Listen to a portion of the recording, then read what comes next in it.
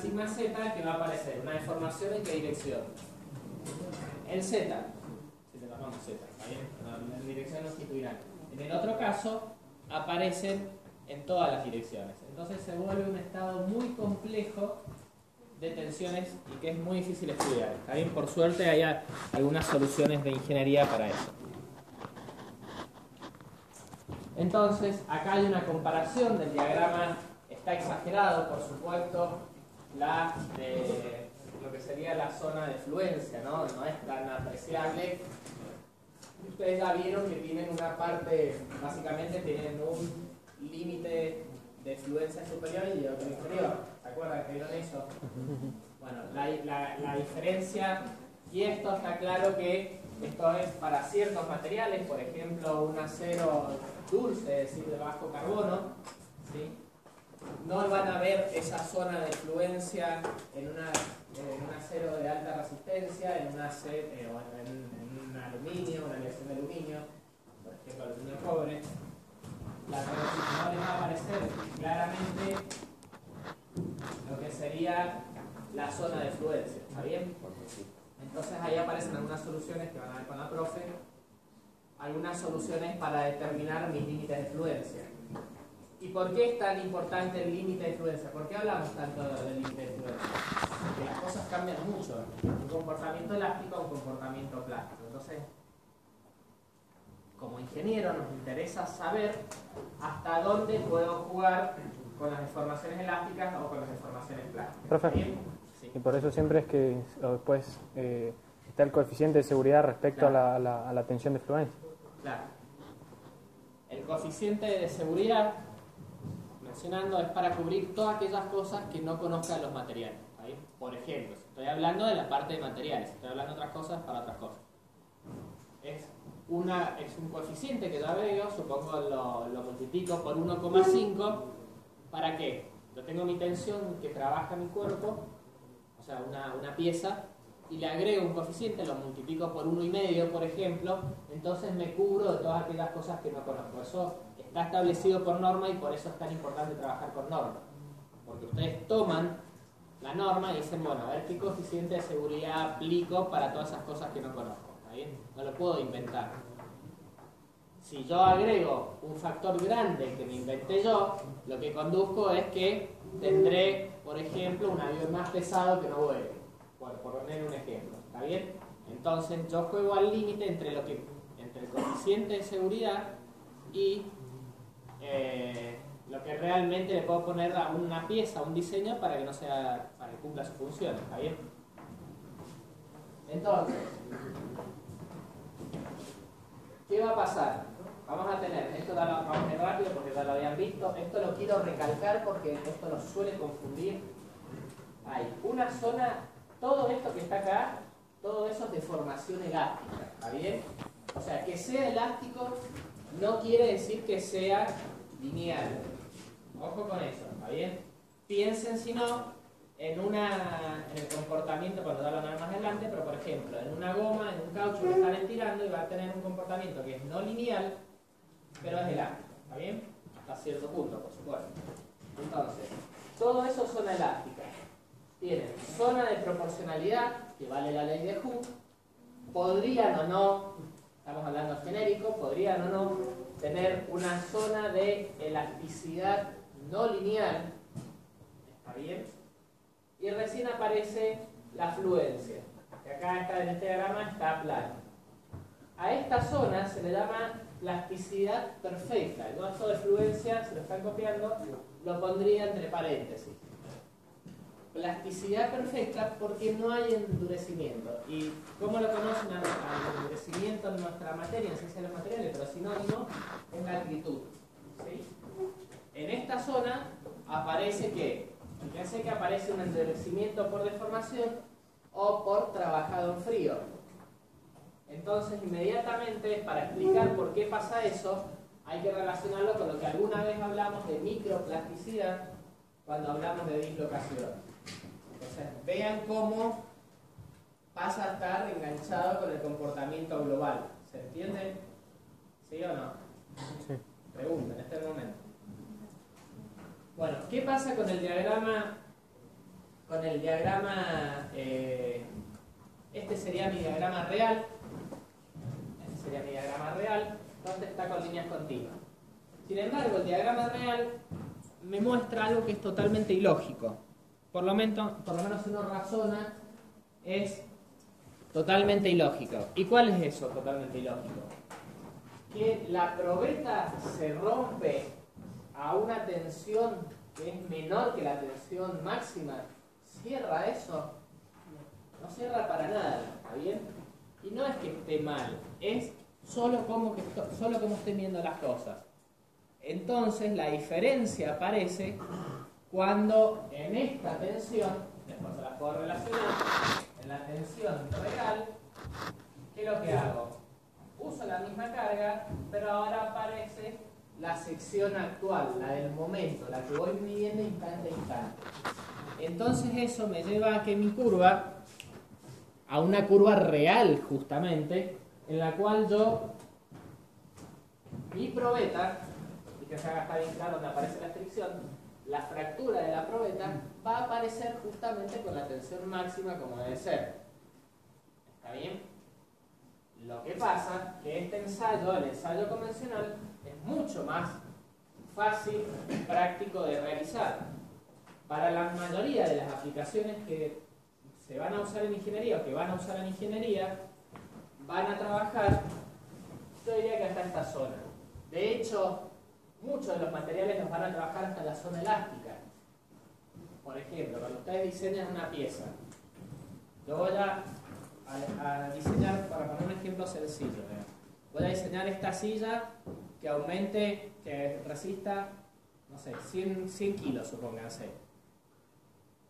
¿Qué voy a hacer? O sea, a mí me interesa que esto se deforme plásticamente, o sea, me interesa que, a ver, ¿ustedes se sentarían en una silla que tenga todas las patas dobladas? No, ¿está bien? Cuando entre en deformación plástica, no me sirve más la silla. ¿Está bien? Esa es la consideración que hago. Entonces, normalmente voy a trabajar con esta curva en esta zona, o sea, en la zona elástica, y si necesito algo de plasticidad, en esta zona como máximo, pero en general las piezas ingenieriles, una vez que ya estén construidas, no necesito que entre en deformación plástica. Es más, de hecho no quiero. A ver, otro ejemplo.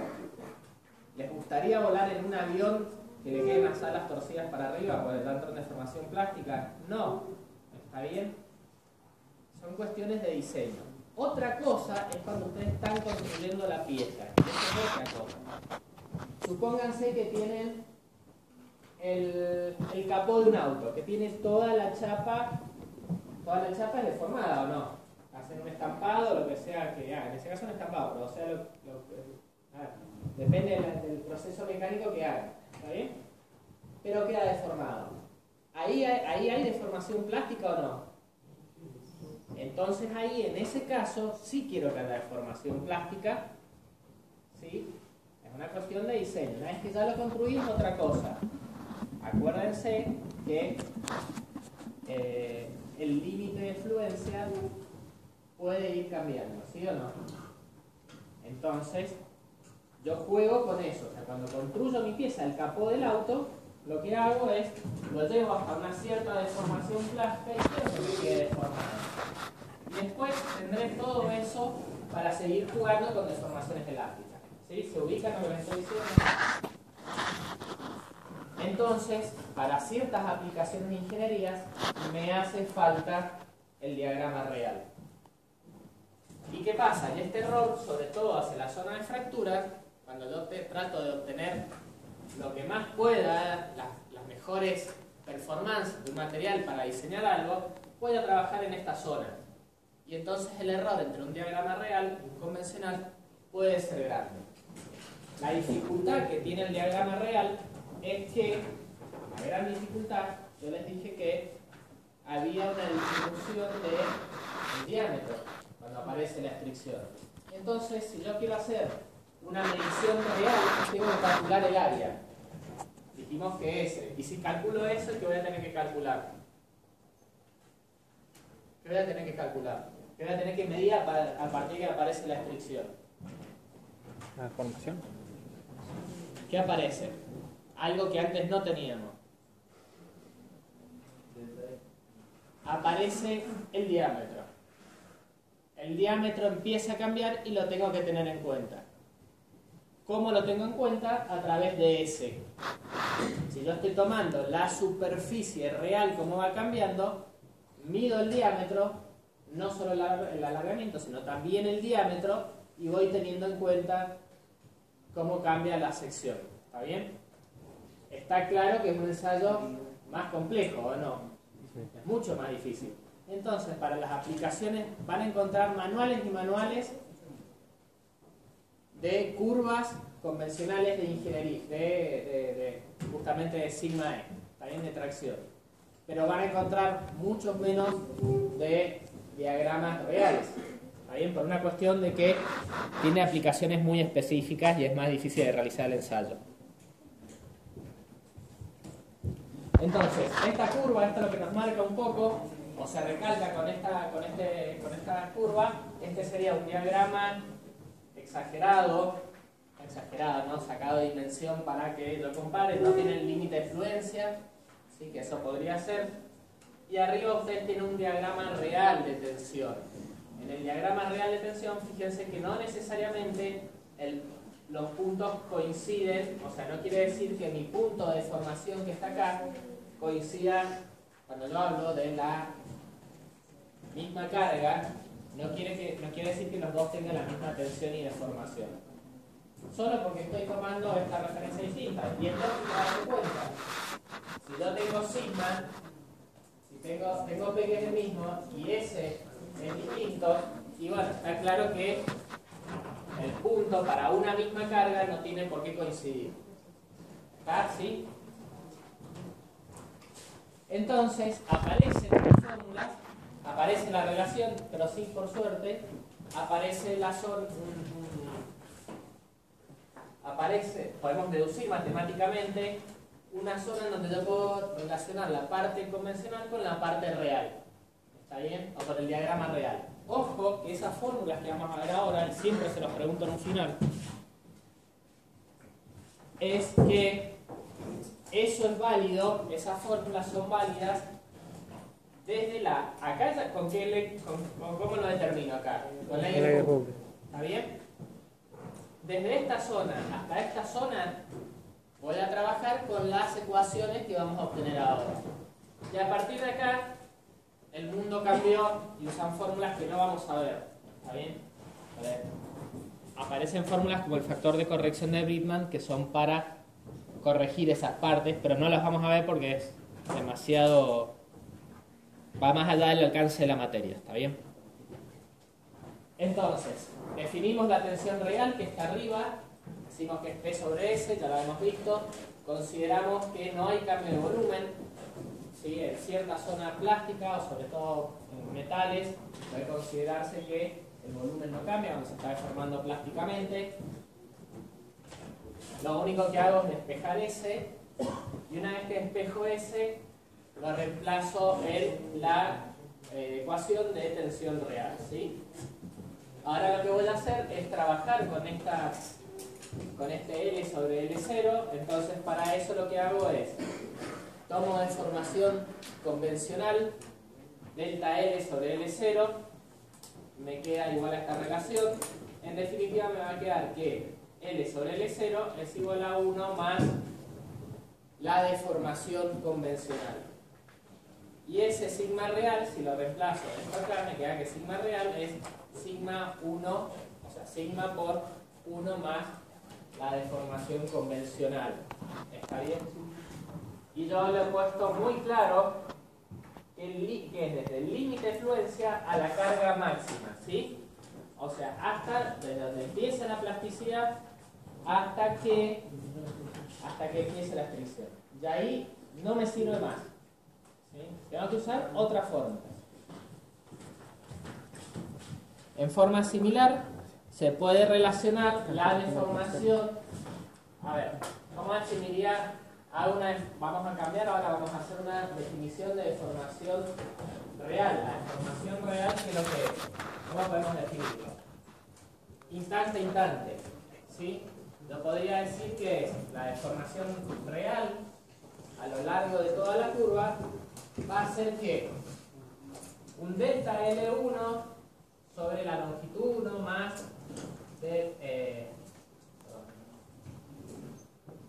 L1